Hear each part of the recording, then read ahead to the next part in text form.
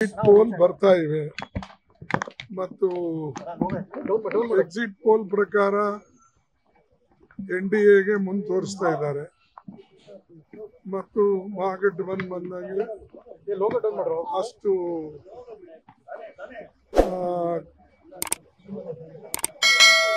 ಪ್ರೋತ್ಸಾಹಜನಕ ಅದರದ್ದು ಇಲ್ಲ. ನೋಡೋಣ.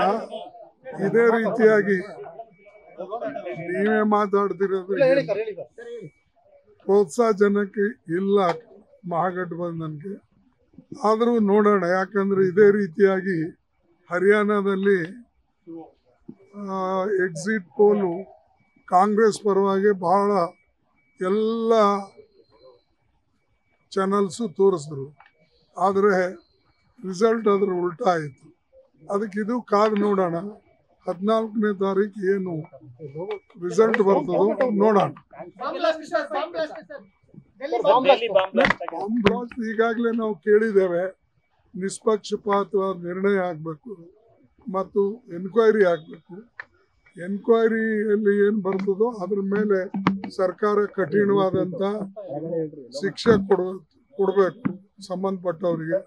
ಇದು ಯಾರ ಮೇಲೂ ಕೂಡ ಅಂದರೆ ಯಾರಿಗೂ ಕೂಡ ಇದು ತೋರಿಸ್ತಕ್ಕಂಥದ್ದಿಲ್ಲ. ಅಂದರೆ ದಾಕ್ಷಿಣ್ಯ ಯಾರು ತಪ್ಪು ಮಾಡಿದಾರೋ ಅವ್ರಿಗೆ ಶಿಕ್ಷೆ ಕೊಡ್ತಕ್ಕಂಥದ್ದು ಆಗಬೇಕು. ಬೇರೆಯವರು ಕೂಡ ನಾಳೆ ಭಯಪಡಬೇಕು, ಇಂಥ ಕೆಲಸ ನಾವು ಮಾಡಬಾರ್ದು ಅಂಥೇಳಿ ಅದು ಒಂದು ಇದು ಆಗಬೇಕು, ಅವರಿಗೆ ಹೆದರಿಕೆ ಬರಬೇಕು.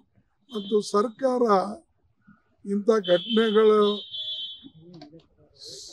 ನ್ಯಾಷನಲ್ ಕ್ಯಾಪಿಟಲ್ದಲ್ಲಿ ಆಗ್ತಾವಂದ್ರೆ ಇದು ದುರ್ದೈವ ಸಂಗತಿ.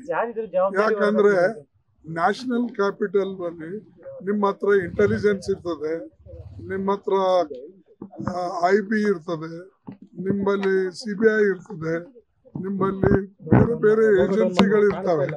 ಅದಕ್ಕಾಗಿ ಬೇರೆ ಏಜೆನ್ಸಿಗಳು ಅಲ್ಲಿದ್ದರೂ ಕೂಡ ಸರ್ಕಾರ ಅದು ವಿಫಲವಾಗಿದೆ ಇದರಲ್ಲಿ. ಆದರೂ ನಾವು ಸಂಪೂರ್ಣವಾಗಿ ಅದರ ಮಾಹಿತಿ ಬಂದ ಮೇಲೆ ಈಗಂತೂ ನ್ಯಾಷನಲ್ ಸೆಕ್ಯೂರಿಟಿ ಏಜೆನ್ಸಿಗೆ ಒಪ್ಪಿಸಿದ್ದಾರೆ. ನೋಡೋಣ ಅದೇನು ಬರ್ತದೋ.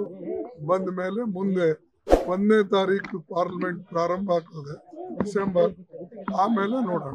ಲೇಟೆಸ್ಟ್ ಹಾಗೂ ಇಂಟ್ರೆಸ್ಟಿಂಗ್ ಸುದ್ದಿಗಳಿಗಾಗಿ ಬಾಸ್ ಟಿವಿ ಕನ್ನಡ ಚಾನೆಲ್ನ ಸಬ್ಸ್ಕ್ರೈಬ್ ಮಾಡಿ.